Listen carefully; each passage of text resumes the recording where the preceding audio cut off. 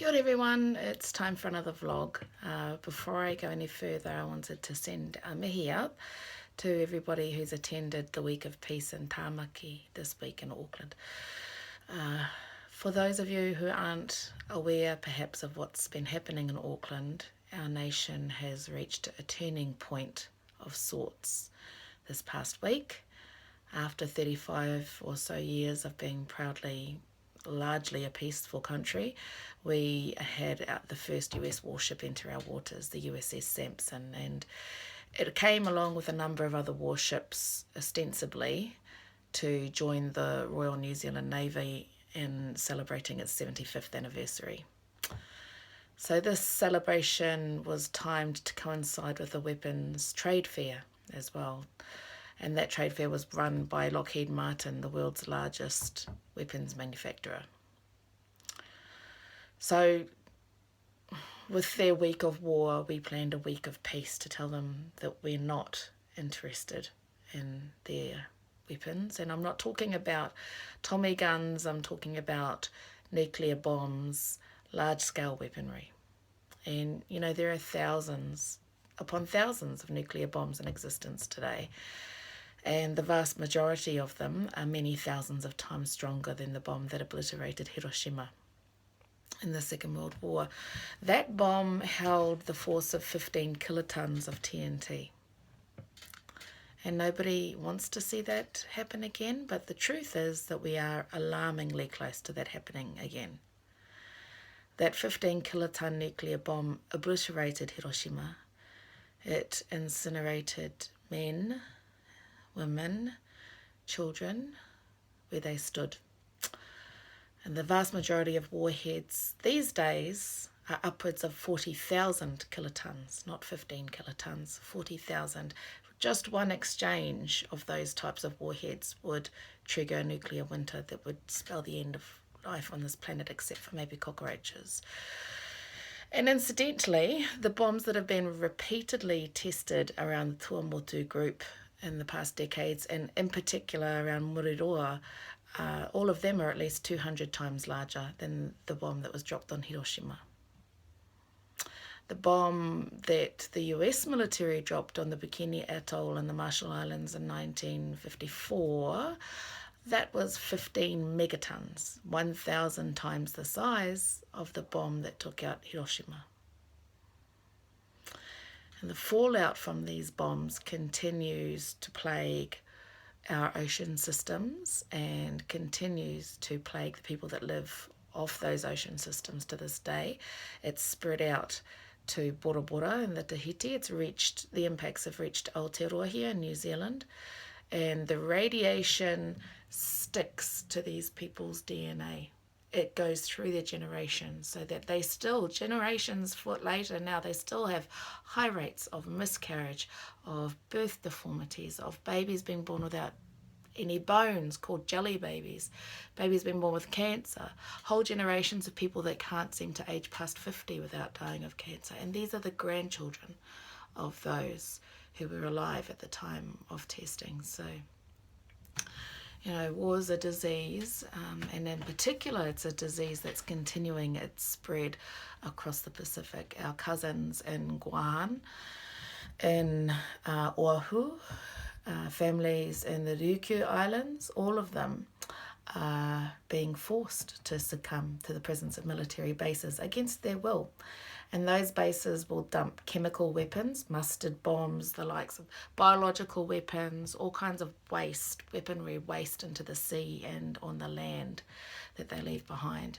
There are some 180 military bases in Oahu alone, and they continually bomb and desecrate sacred sites there. One example is the birthplace of Maui on Oahu. Maui, who fished this land up. The birth passage that he came through is etched in the land, but it's been blown wide open by the US military in order to make space for them to hide their war machines and their weapons inside it. How sick is that? Across the Pacific, we as a people are forced to become complicit in illegal and immoral wars through being the training grounds of these troops. And these troops are mobilized by governments for reasons that have more to do with trade partnerships and resource extraction than anything remotely noble. So, you know, Aotearoa, if you don't see what's happening here, then it's time for you to oho ake and are o whatu. Open your eyes. Because what we are seeing here is the next era of military tensions taking shape.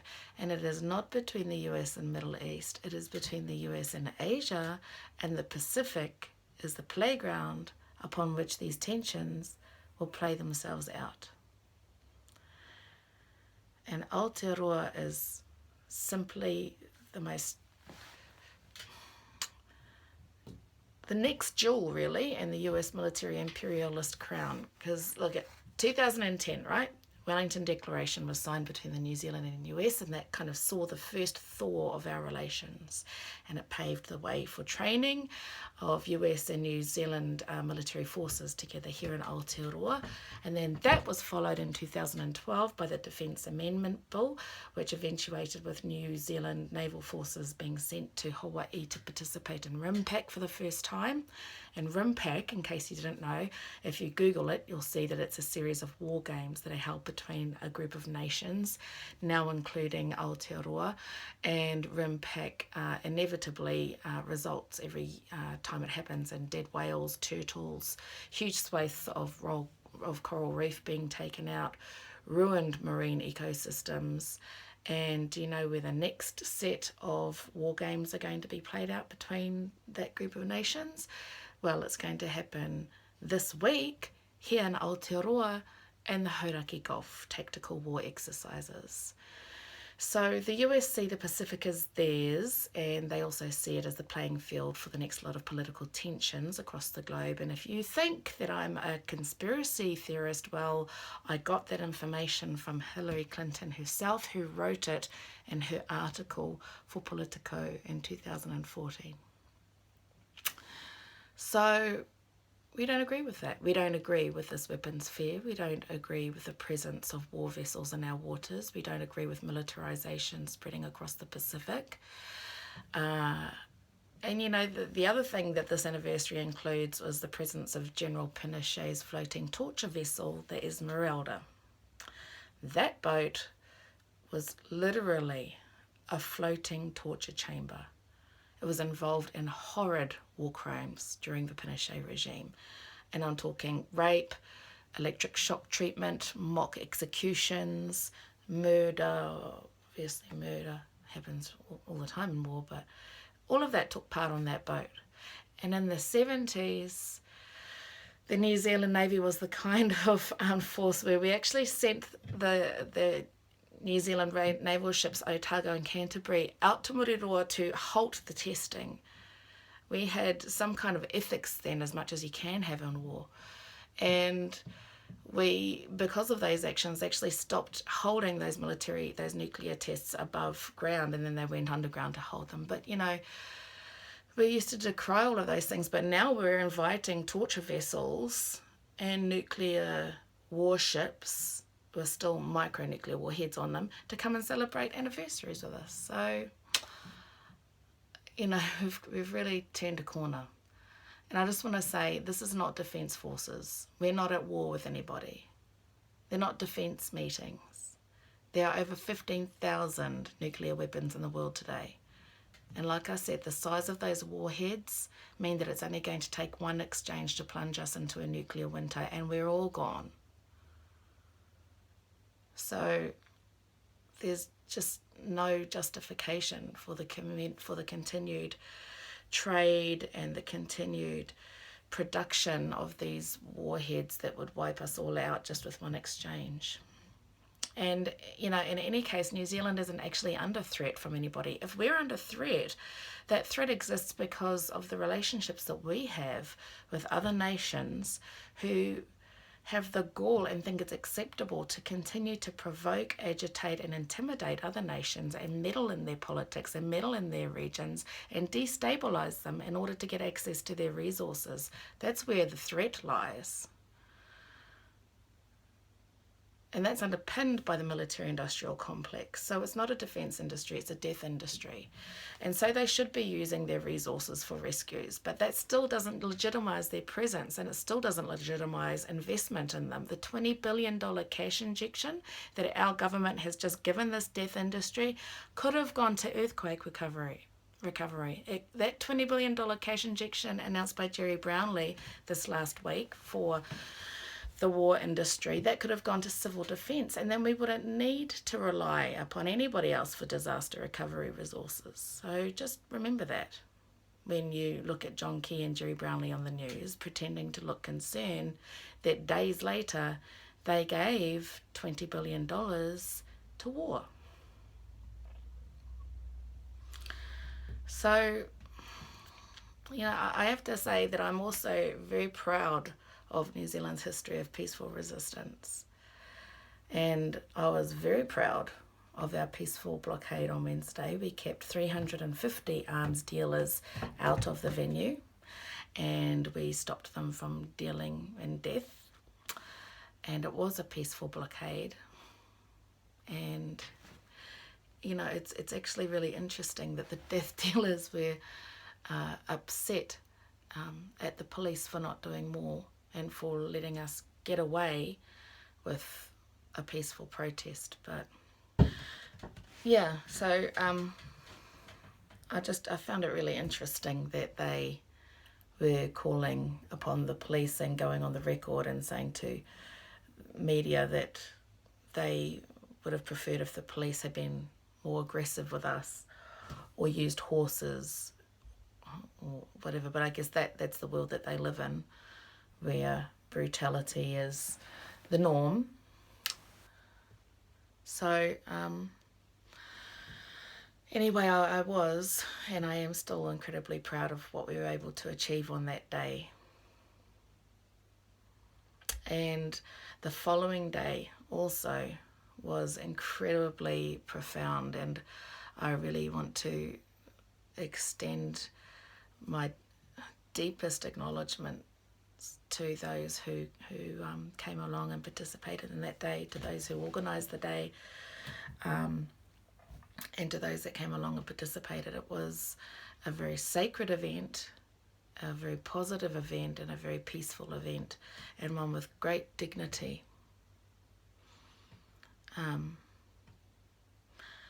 And there are photos out there, and at some point there will probably be a video as well for people to see what we did. But it was a wahine ceremony. It was a female ceremony, and it was one that was full of prayer for our oceans. It was one that called upon our ancient genealogical links across the Pacific Ocean and further out to other Indigenous peoples around the world. It was one that called upon those ancient genealogies to come together and be united in our call for peace.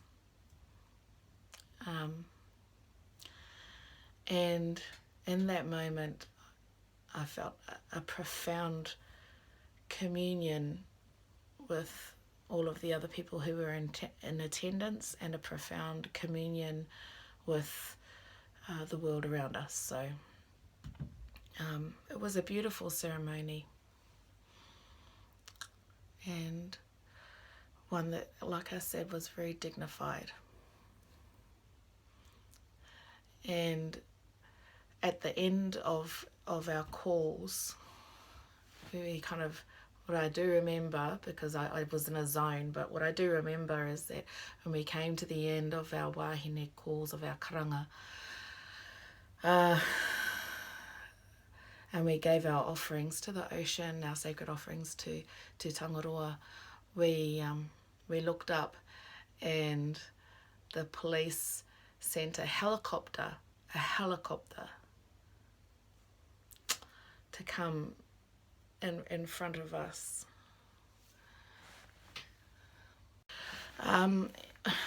So in that moment, when the helicopter showed up, I was thinking a lot about our Indigenous relations in places like Standing Rock and in Whenua Moimoa in Australia, and in Honduras and West Papua, and Indigenous peoples who continually have intimidation tactics and brutality visited upon them in their sacred spaces during their sacred ceremonies, and simply for protecting the lands and the waters. And so I raised my fist up in defiance, and we were standing there with our fists raised in the air, and they felt the need to lower and come right up to us and hover there in front of us for what seemed like an eternity while we stood there with our fists in the air. So we didn't back down, and eventually they took off, thankfully. But I just thought, it's just so unnecessary.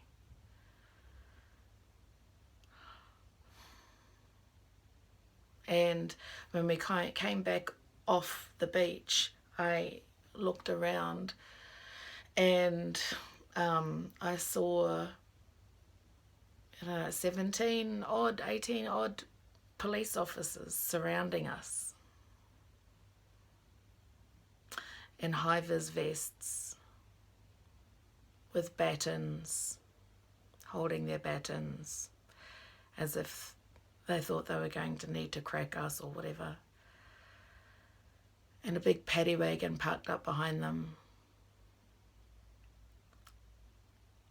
And, I want to say I'm really disgusted, actually. I'm disgusted at our own state. I can't say I'm surprised, because we, as much as I say we have a long history of peaceful protest in this country, in much the same way we have a long history of state disrespect and desecration of sacred peaceful resistance in this country that goes all the way back to 1881 in Parihaka. The state have been using those tactics for a long time. And so this really is just a continuation of military settler colonialism oppressing Indigenous ways of being, oppressing peaceful Indigenous ceremonies that are there to protect everybody's waterways, everybody's land. It's a continuation of what we see happening in other places around the world, where we see Indigenous protectors of the lands and the waters. And, we can't get away from that. We can't get away from this racial profiling. If we're real about overcoming conflict, we have to talk about these issues of racial profiling. There is no way that they would have sent a helicopter and 17, 18 police with batons and a paddy wagon to surround, for instance, a Christian prayer for peace. And in fact, the Pope prays for peace all the time. The Pope decries warfare as madness. The United Nations decries warfare and tells us to aim for peace. The only difference between the Pope doing it and us doing it is that we're doing it in an Indigenous way, and that's racism. So for those police officers that were there on that day, shame on you. Shame on you for disrespecting wahine in that way. Shame on you for disrespecting sacred Indigenous ceremonies in that way. Shame on all of these military, police, paramilitary forces that are enacted upon Indigenous peoples. Because, actually, even in our context, what that says to me is that even though the police apologised for Operation 8, they haven't actually learnt a thing. They admitted to us that they've opened investigations and an operation on us. And all we did was peacefully carry out our ceremonies, peacefully protest the day before on Ngāti Whātua land with Ngāti Whātua blessings. It was on Indigenous land where we held our ceremonies, and an Indigenous land the day before where we held our peace protest. So, we are supposed to be a peaceful country. We're supposed to be a mature country. But I can still see that we have a long way to go before we are who we pretend to be.